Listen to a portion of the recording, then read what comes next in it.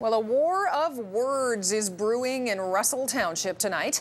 The township has just passed a controversial sign bylaw. It requires new businesses to display signs in English and in French. But as Boga reports, the debate is far from over.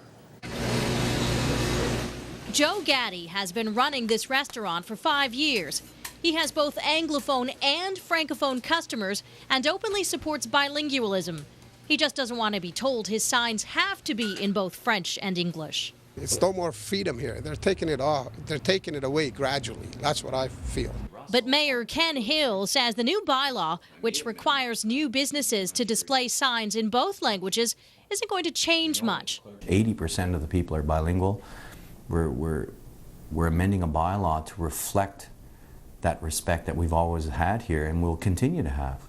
Last night, activist and lawyer Howard Galganov presented the mayor with a legal notice of intent. He says the bylaw goes against the Canadian Charter of Rights and Freedoms. It's an infringement on freedom of speech. You know, am I free to speak only if it's in the language that someone else approves of? It goes against the grain of equality, for example. The bylaw says all new signs. Well, what happens to the people who have existing signs? Why should they get a free ride and not have to comply as well? Hill says there's nothing divisive about the bylaw.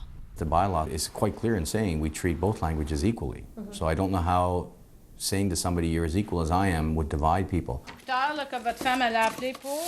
Neither does Pierrette Sauvé. Everybody has a chance to be seen or in their language, and I don't see the problem. If you're French, you're French. If you're English, you're English.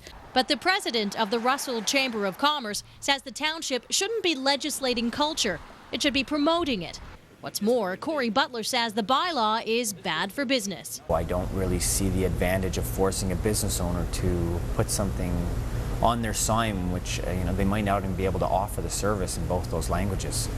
Now, Howard Galganov says he'll take this fight as far as it needs to go to the Supreme Court if necessary.